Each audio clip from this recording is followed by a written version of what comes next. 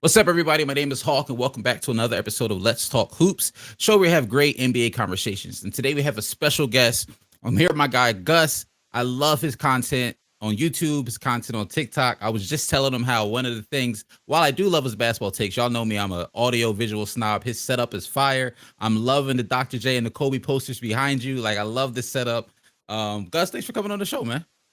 Man, Hawk, thank you for having me on the show, man. First of all, this dude makes great NBA content, okay? Truthful NBA content.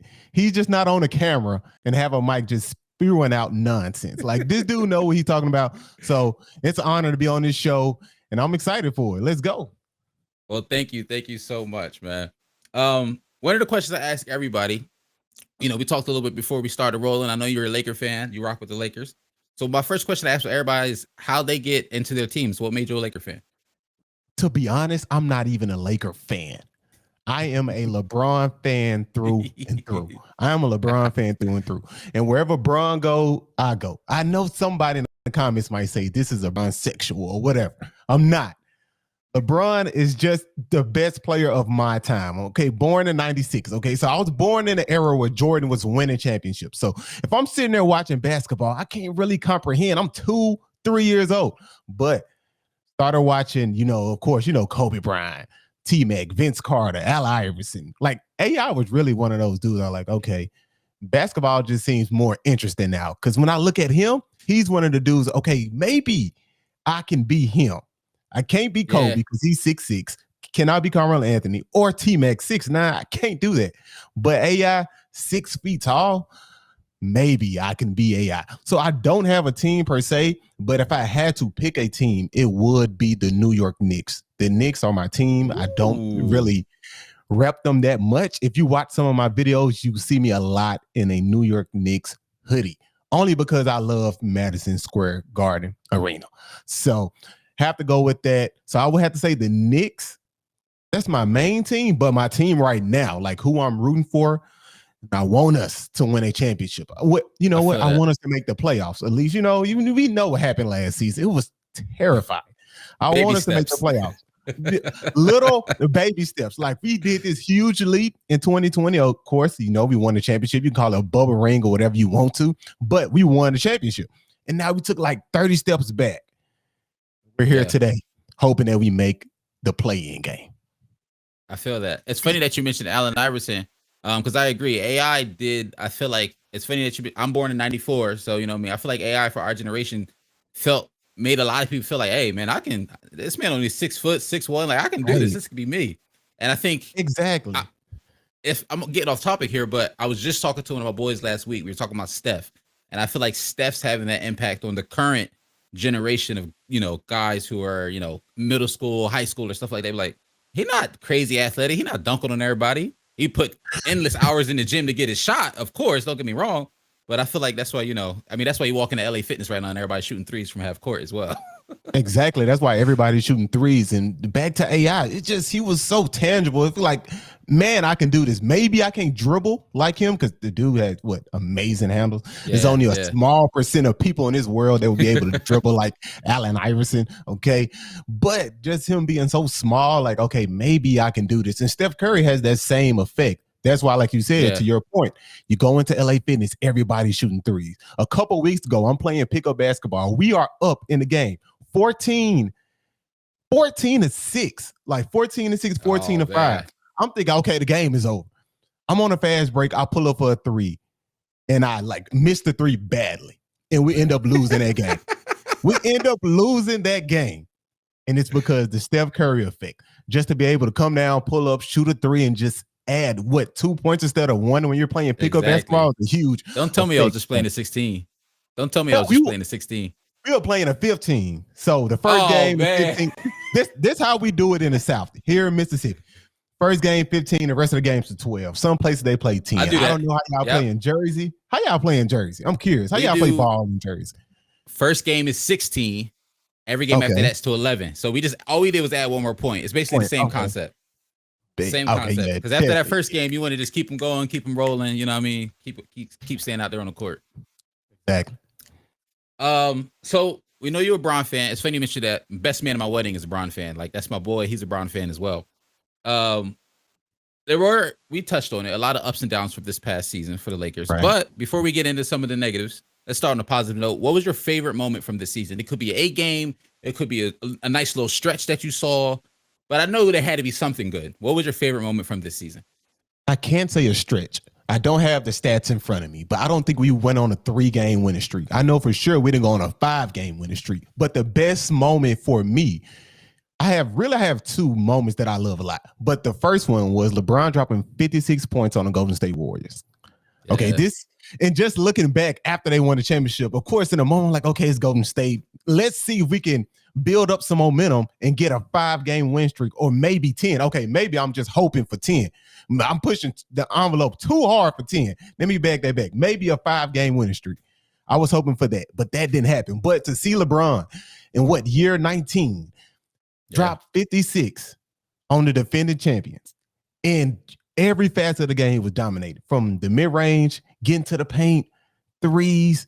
He was just pure dominant that night. I'll say, of course, I'm like, okay, I won't get this out of LeBron every single night because he's not in year 10. He's not in year 12. And another game I liked a lot was Lakers at Spurs. It was early in the season. Yeah. I think LeBron did not play that game. And Anthony Davis and Russell Westbrook took over. And Russell Westbrook had an amazing game. A lot of people forget that game versus San Antonio. Amazing game. And I think that game, Malik Monk hit a couple of clutch threes. I hate that we let him go. Now we don't have no shooters. I know we might get into that later on. But those are 2 moments that I love a lot. Like that 56-point game. I don't care. It's not the finals. It's not the playoffs.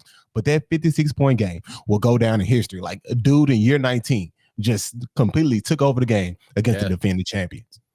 Yeah. Year 19 going into year 20. And I was literally looking at recent Sports Illustrated article. He was talking about, trying to play with Bronny. Obviously, he's talked about it before. But he's also saying he's trying to play with Bryce. Like, he's trying to play with his youngest son. I'm like, bro, how is you going to even still be around? You going to be like 44 in the league still? I mean, I think he could do it if he really wanted to, though. Yeah, I think he can if he really wanted to, but it's going to be tough. Bryce, now that's kind of pushing it with Bryce. Bronny, okay, maybe that can happen. But my question is, and I want to ask you this question. When it comes to LeBron, want to play with Bronny, we know what happens when you're the coach's son. You know what happens. We saw Doc Rivers and Austin Rivers. Everybody in the Clippers said, you know what? Austin, he got this role, basically this job, by being Doc's son. He's not really that good. But even in the playoffs, Austin Rivers, he had a couple good games. He actually was a good role player for the Clippers. Now, you fast forward to LeBron. Maybe he teams up with Bronny. How do the teammates perceive this and receive it? Like, how would they think about LeBron playing on the team with his younger son? I think it's definitely interesting, and it would have a little bit of that feel of, is there some, I don't know if the word is favoritism or nepotism. I guess to an extent, it probably will be if you're being real and being honest about it. But I do think LeBron's heart is in the right place of doing it, but I do concede it could potentially have some maybe adverse effects on Bronny's career, because he might get the outlook that Austin Rivers got. That's a great example of, a lot of people are like, you're only on this team because your dad's the coach, and at that time he was like the president of basketball at the same time. We'll see what happens. I definitely think he's got the talent to at least to get a shot at the NBA, like a real shot at the NBA, and we'll see what happens and go from there. But yeah, he definitely has LeBron talent. James saying, this past summer, how he just catapulted his game to the next level for Bronny. Because at first, okay, I was in that camp like, Bronny, you have to show me something. Like, show me something on the court. Like, show me your abilities, what you can do. But the dude is a smart basketball player. Man, he got a bright future ahead of him. Yeah, I'm looking forward to his senior year. Like, I don't watch a ton of high school ball. Like, I'll catch the highlights for some of the top guys, but I'm not tuning in. But I mean, he's going to a senior year, so he even still can develop from that. I'm excited to see what he does. My next question for you, let's talk about Anthony Davis real quick. He's taken a lot of flack over the last couple of seasons because of injuries. And I'll be honest, I was one of the people who, I don't want to say I was clowning him, but I was one of the people saying, like, he's got to stay healthy. Until the shoe was on the other foot, me being a Sixers fan, we get James Harden, and then I start seeing what it's like having a guy who's gone through injuries on your team and you start to look at things from a different perspective. Because one of the things I found myself saying about Harden when everybody's saying, "Oh, he's going to fold the hamstring, this, that, and the third," my counter, because I got to defend my team, was, well, if you look at it this way, the NBA guys haven't really had a full offseason in the last 2.5 years because of COVID, shortened offseason, things like that. Anthony Davis, in the same stretch, he played the longest because they win a championship in 2020. They basically have like a month and a half off, go back into the next season, a whole lot of 3 games or 4 nights type of time going on. Gets injured again. Like this is his first real offseason in about the past 2 years. He even took some flack this offseason because it then came out that, hey, man, I'll be rested until about April, May, and then I get back into the gym, and then I get back into basketball and stuff like that. So my first part of that question to wrap all of this up is, do you foresee potentially a healthy AD with that in mind? Like, what were your thoughts on AD these last couple of seasons? Just, some thoughts on Anthony Davis going into the season. Okay, to answer the first question, do I see Anthony Davis having a healthy season this year? I cannot say that. I can't say that I would see Anthony Davis have a healthy season just because his track record, okay, even in New Orleans, hurt. LA, minus that first year when he was at his best. I believe that's the best version of AD we have ever seen. We saw the talks. He is a 2.0 Tim Duncan, or he is better than Tim Duncan. He's a top power forward to ever lace up his shoes. But he has to stay healthy. I don't think I will see a healthy AD. I'm hoping I see a healthy AD, because if AD is not healthy, if Anthony Davis is not healthy, the Lakers have no shot at winning the championship. It's over. It's done. When AD first came there, I said, AD has to be the best player on the team, or he has to be really, really close to LeBron. And that was AD in 2020. He was real close to LeBron. I remember in the finals, I'm like, I don't know if LeBron can get this finals MVP. Yeah, it really could have went either way. It could have went either way. It really could have went either way. Into game 6. Yeah. But Anthony Davis, him being healthy, I don't know. I just don't see it. You have a good point with him having, this full offseason. No playoffs. Now he has time to rest, get his body right, and hopefully we can see him play at least 70 games. I'm hoping to see at least 70 this season from AD. If AD plays at least 65 games, I can guarantee you this. I'm not a prophet or nothing like that, but Anthony Davis, if he plays 65 games, the Lakers will end up in the second or first seed in the West. If Anthony Davis plays 65 plus games. That's bold in the tough West. On September. That's bold, Gus. That's bold, Gus. Today is September 15th, 2022. I am saying if Anthony Davis is healthy, if he plays 65 or 70 games this season, the Lakers will have the top 2 seed in the West. And I will have them number 1 in the West if he plays 70 games this season. That's so bold. I like it. It's bold, but I like it. I mean, he definitely has the talent. He has the talent. And like you said, you go back to that 2020 season when he was healthy, that first year he got there. The conversations really were, people having the conversations. Is Anthony Davis the greatest power forward of all time? Anthony Davis was in the conversations, top 5 player in the league, top 3 player in the league. Like, he definitely has the talent to do it. And I think what puts him in that conversation when healthy is, we know about his offense. His offensive capabilities are there, but he's an absolutely amazing defender. Like, his defense can catapult the Lakers to a top defense in the league if he's healthy and can play the whole time. So I see the vision. I'm still going to say it's bold, but I see the vision. Now, this is a bold statement. It's a big vision. Like, number 1 in the West after not even making the play-in game, not the playoffs, the play-in. So, yeah, this is a bold statement. But my expectations for Anthony Davis are extremely high. Yeah. Extremely high. I used to argue with people about Giannis versus AD. There's no argument anymore. A couple years ago, it was a conversation, though. A couple years ago, it was definitely a conversation. This was a real conversation. But to see somebody like Giannis, now maybe a lot of people discuss if he's the best player in the league or not. I believe that he is. Anthony Davis at one time people thought you were better than Giannis. So Yeah. my expectations for Anthony Davis coming into the season fresh, healthy, full off season, was able to get his body right. I want him to be a top 5 player again. I like that. I like that. I like that. So I know LeBron's your guy. He just signed his contract extension. How did you feel about the contract extension? Was there ever any nervousness that he wouldn't extend his contract and then just go into free agency at the end of this season? Before we To get be into my honest, second part about that. I was never nervous about that. I said, man, LeBron is just playing the Lakers' hands. He's just waiting, wasting time. Yeah. He's going to end up signing with the Lakers anyway, just playing those, 2 years out, waiting for Bronny to get to the league. Like, I know LeBron still want to chase championships, but it seems like right now his top priority is to play with Bronny.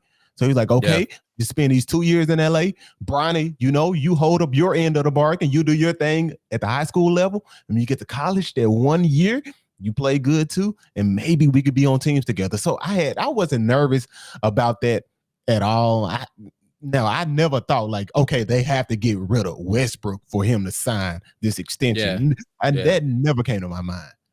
Okay. That's kind of how I felt too, but I did see some, it was mainly like, Lakers Twitter and stuff. So it was some nerves. So I was just curious, how you was feeling on that. I was going through, I've been ranking top 10 in each position based on last season. And I was getting to the Lakers and I was looking at the power forward center spots. I was really surprised at how much center LeBron really played. Like I remember watching some games and they would be talking about it for a little bit. LeBron played center and it was like, oh, okay. And when I actually saw how many minutes, he almost played more minutes at center than power forward, believe it or not. It's a weird question. It's kind of just to throw out there. How did you feel about him at center? Do you see the potential area he might be doing some of that again next season to potentially take a load off of Anthony Davis? Did you like it? Did you not like it? Because I know you just mentioned his priorities is to stay healthy to play with Bronny, and I don't think center is leaning into him staying healthy. I hated it. I hated it to the core. It was gross, disgusting, nasty. It was not right for LeBron to play center. This is not 2013 when he was in Miami. Yeah, doesn't have that ability to guard centers, even though centers really don't do nothing nowadays anyway. No center is really going to post up unless your name is Joel Embiid or Joker. Karl Anthony Towns, he doesn't even post up anymore. So he's just but no bigs really post up, but they get killed on the board so much playing LeBron at center. Like if you want to play LeBron at center, I need at least 4 shooters on the court, at least 4. And the Lakers don't have one shooter right now. With the acquisitions they made this past season, this offseason. Yeah. Patrick Beverley is the best shooter we got. Yeah, he is. He's the best shooter. And it's not terrible. Like he's around 40%, but he's not what you think of when you think a shooter. Right. If he's your best shooter, you cannot play LeBron at center. You cannot. You need to play LeBron at center. You need to have the lineup that's fast paced. Okay. They don't want, and LeBron, we know he like to play in pace, play at his own pace. He doesn't really play this up and down basketball. Like he stopped that in his second stint in Cleveland. Like playing at just up and down basketball. Now he want to walk it up, just play a little half court basketball. Maybe you get out on the break, things like that. But having him at center, you would just get crushed, especially when it's time to play the good teams, the real good teams, like the Denver Nuggets or even the Dallas Mavericks. Now they have Christian Wood at center. Not saying LeBron can't guard Christian Wood, but it's just putting a lot of pressure on him and pressure on his body to bang in the paint, to get rebounds, and then you want him to score and distribute the basketball as well. Because look at the Lakers roster. What other guard can, hold on. Let me not disrespect Westbrook like that. I almost forgot about him. Now that's disrespectful. That is disrespectful. I almost forgot about Russell Westbrook. Mr. Triple-Double himself. But to be honest, in that system, he did not excel, and I don't see him excelling in that system because unless Darvin Ham gives him some type of, key to the offense in some way. Give him a mini key or something. Don't give him the key to the palace. Give him a mini key to do a couple of things. And maybe you can take some pressure off LeBron. But playing him as center is horrible for defense. It's horrible for defense against teams like Boston, Denver, Dallas, even the Brooklyn Nets. I would even say the Brooklyn Nets. Because now you have the ability to play somebody who's extremely athletic, like Ben Simmons, at center when you need to, and you will have 4 shooters around him. Now, if LeBron had the same shooters that the Brooklyn Nets have right now, I wouldn't mind playing LeBron at center, doing certain parts of the game. But when the playoffs come, you cannot have LeBron at center at all. AD has to play center. I can play LeBron at power forward, but no, cannot play LeBron at center, especially when going up against somebody like the Clippers, who would play Paul George at the 2, Robert Covington probably at the 3, and Kawhi probably at the 4, just to have a small lineup, and you will have a center in that lineup as well. So, no, playing LeBron at center would be just a terrible idea to continue doing that. I would agree with you. I'm not mad at that. So you touched on Russ. Fun fact, Russ is one of my favorite guys in the league. I've been a Russ fan since, he was drafted by the Thunder. Okay, somebody doesn't hate Russ. Okay, that's good. Yeah, NBA Twitter hates Russ. NBA TikTok hates Russ. NBA Instagram hates Russ. NBA media hates Russ. Everybody hates Russ. They've hated him for a couple of seasons now. It's obvious that Russ had I'll be nice and say subpar, very, subpar season. I'll be nice and say subpar. I am under and it might be because I'm a Russ fan. Like that's why I led this question with that. I'm under the impression that something was off. Like just mentally, I don't know what, like a fit was off. His game was off. Something was off more than just Russ is now a bad player, at least to me, or at least that's my hope. So my question to you is, and you touched on it a little bit, but my question to you is there a world where you see Russ at least having a better season than he did last year? Or the second piece of that, because I still see it a little, not as much. I think the talks have died down a little bit. Do you still see a world where potentially Russ gets traded? I've seen a lot of talks for the package of Russ and those 2 picks for Mike Conley and Bogdanovich from the Jazz. I don't know how realistic that is, but is there a world where you see Russ gets traded before the season starts? And if not, do you think he can at least play better than he did last year? So coming into this 22-23 NBA season, I see Russ playing better because now he has a new head coach. Frankie V and him just didn't have a good relationship. We saw that. And they completely stripped away the confidence of one of the most confident players I ever seen in the NBA. Literally, his confidence was gone. And the game is half mental, 75% mental. Yeah. You take away the confidence from a player. I don't care how good you are. You won't be good when you step on that court. So he played with no confidence at all because they didn't trust him, especially somebody like Russ. We know his attitude. This is a dude who is just an alpha through and through. When he is in the room, he wants to be the most dominant. When he's on the court, he wants to be known as the most dominant and the guy.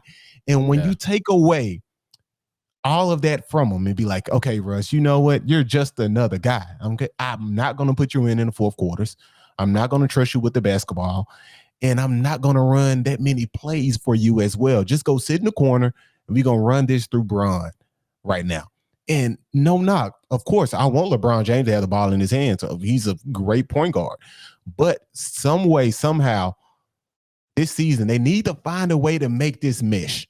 And I know a lot of people say, Russell, he's so ball dominant. He cannot play with LeBron. I believe that he can because I've seen LeBron play with 2 ball dominant guys. Dwayne Wade and Kyrie Irving. And Kyrie Irving is a ball dominant guy. And I know somebody, Kyrie Irving has so much skill. And I don't want to hear that. I don't want to hear that.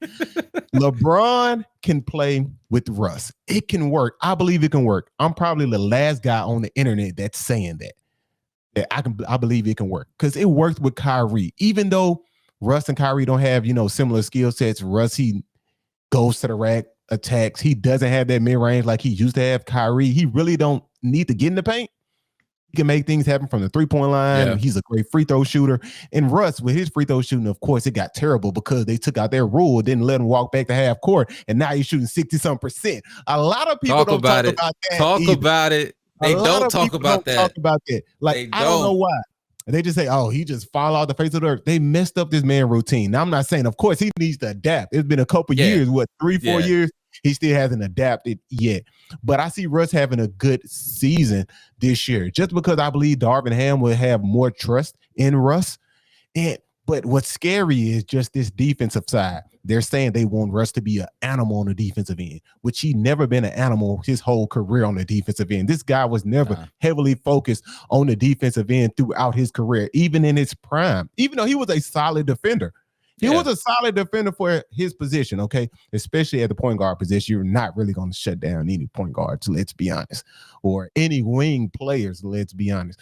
But that's kind of scary to just focus him just on the defensive end. They need to find a way to share the ball in Russ' hand the same way LeBron and Kyrie shared the ball with each other. Because a lot of times in Cleveland, I saw Kyrie handle that ball and I saw LeBron sit in the corner.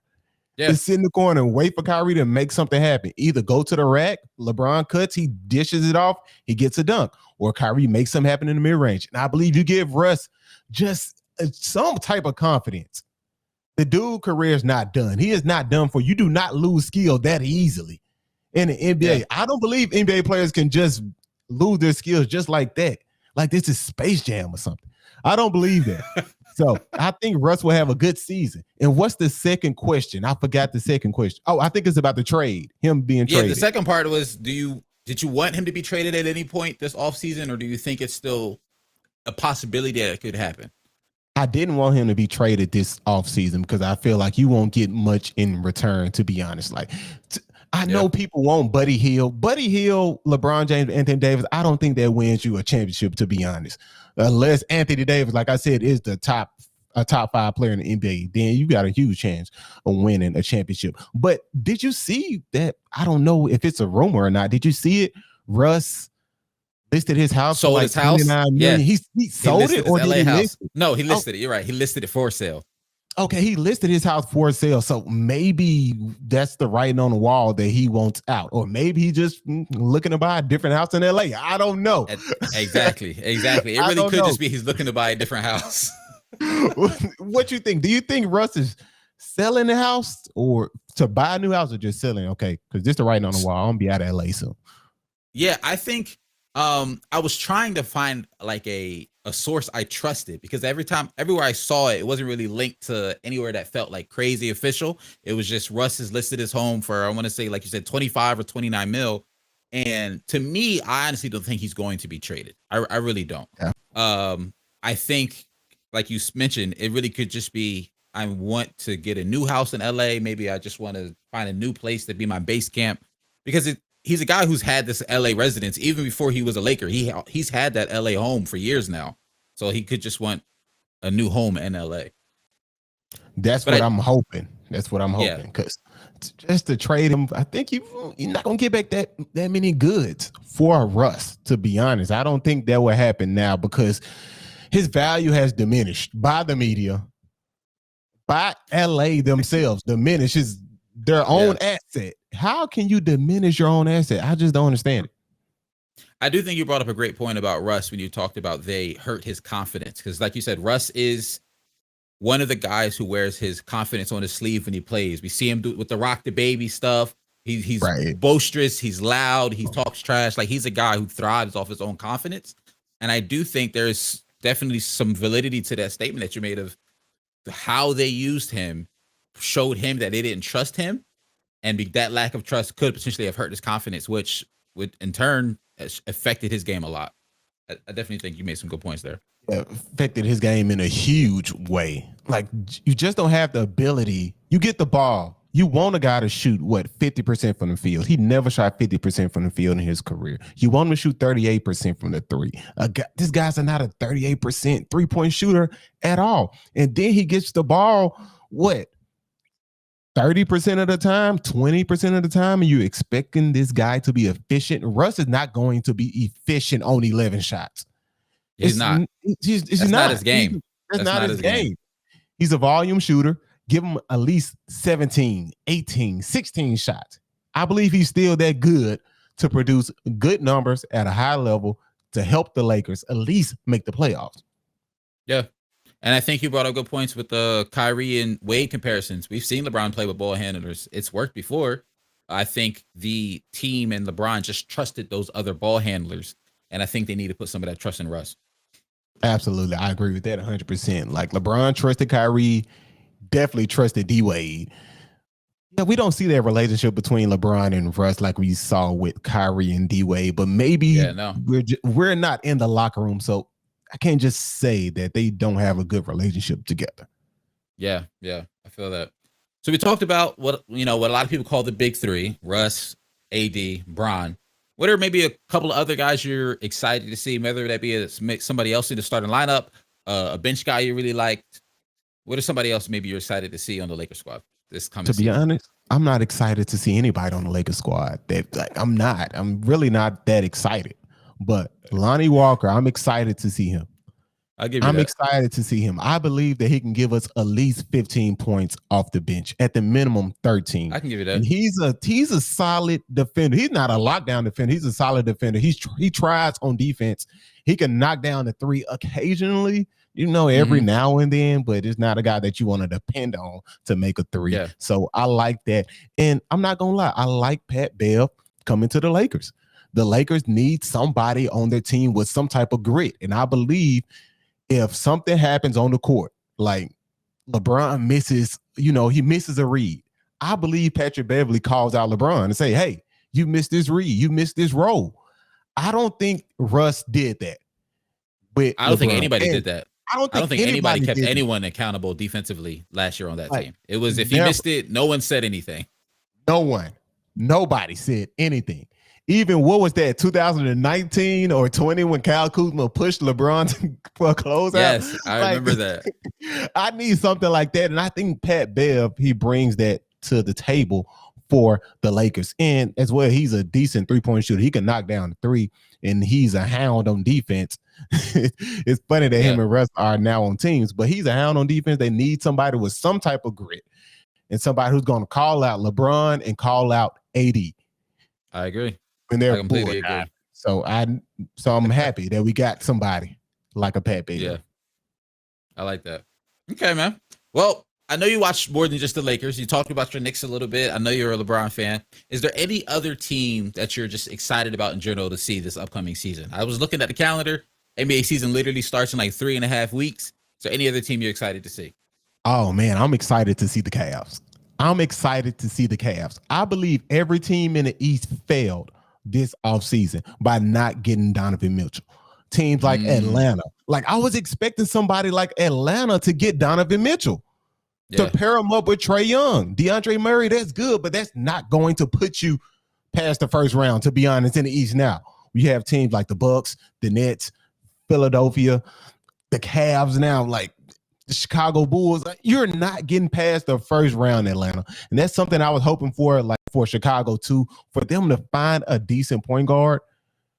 But they didn't get that in Lonzo. But the Cavs, I am excited to see the Cavs.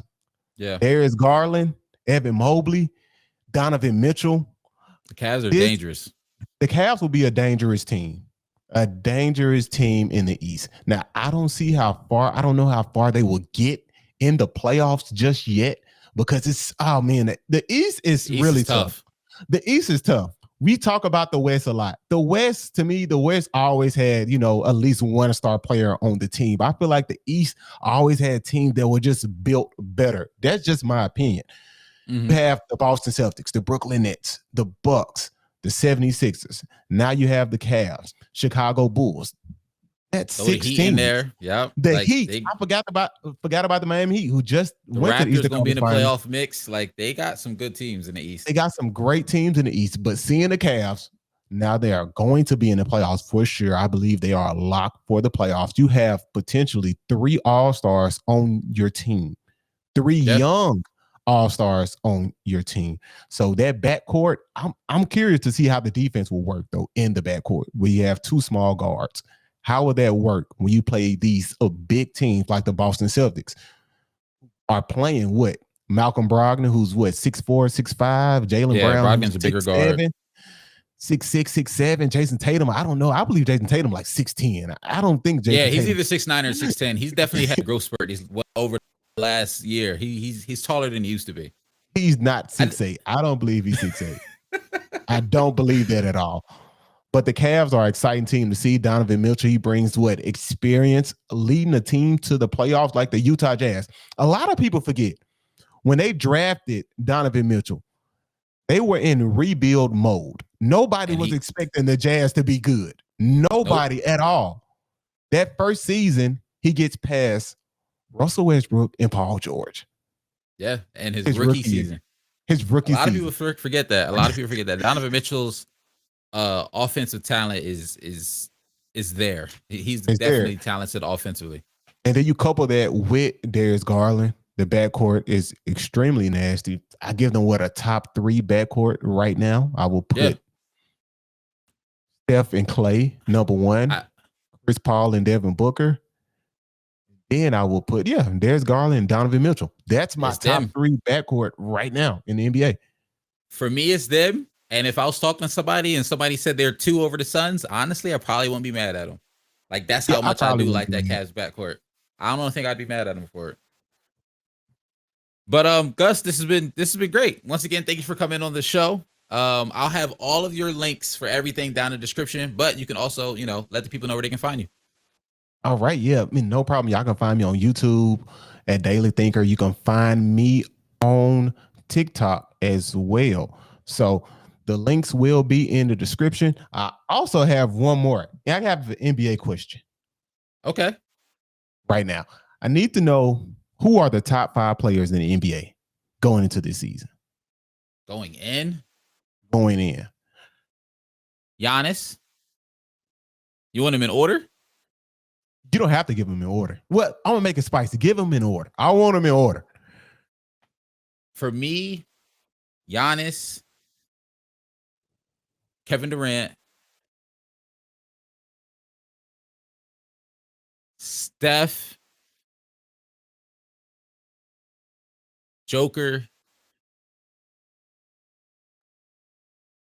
See, I want to put my guy in here, but I got to think about it for a second. I'm putting my guy in there. I'm saying Embiid gonna be top 5.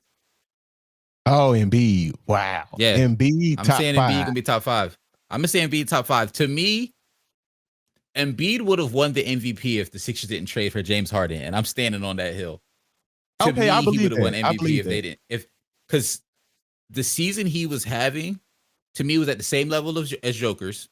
To me, he was playing a little bit better defense. Jokic has improved tremendously defensively, and I don't think people give him enough credit for the strides he's made defensively. But I think what they were doing was very, very similar. They were in similar, not the same, but similar positions of the Sixers were missing Ben Simmons. Joker was missing 2 of his starters. Embiid was stepping up a lot to get the Sixers a lot of wins.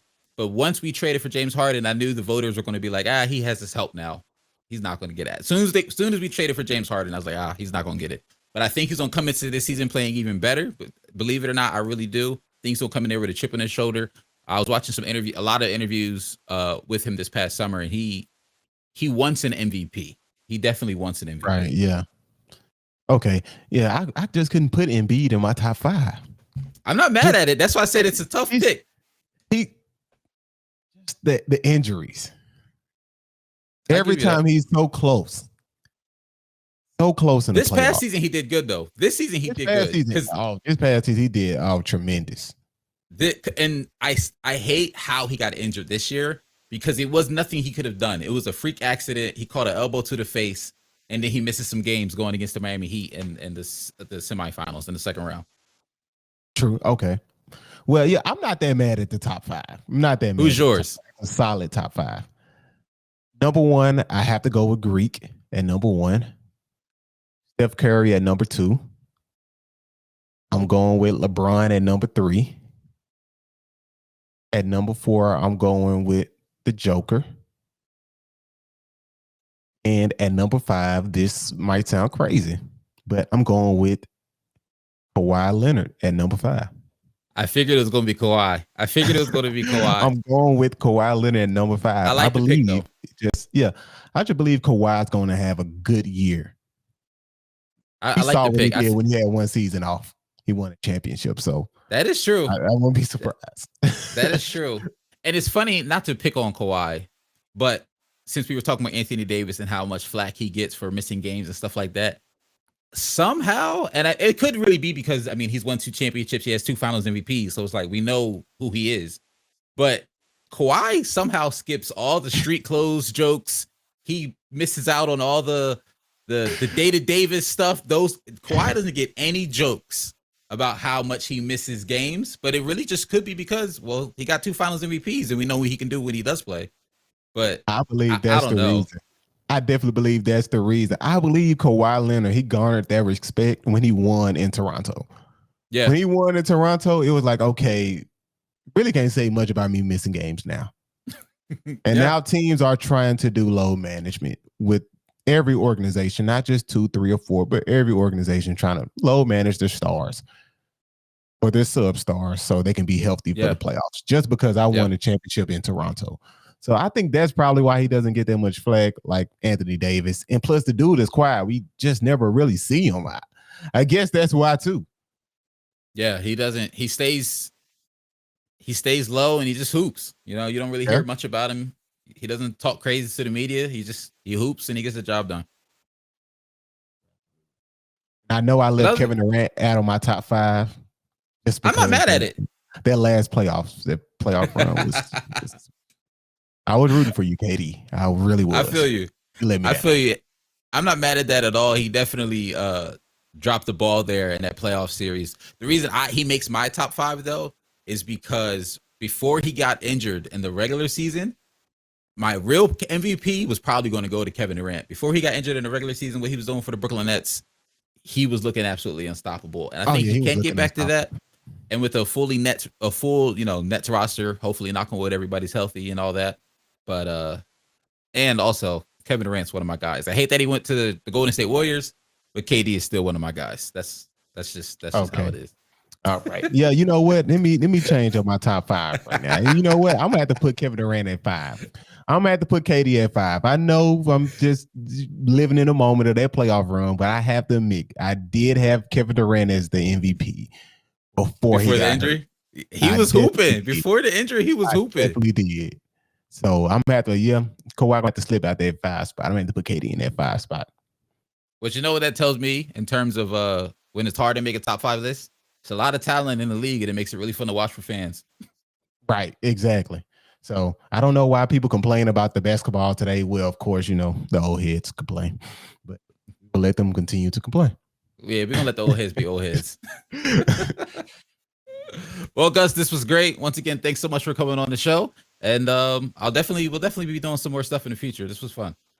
Oh yeah, Hawk, this was fun, man. We gotta collab a little bit more. I like that. Thanks, man.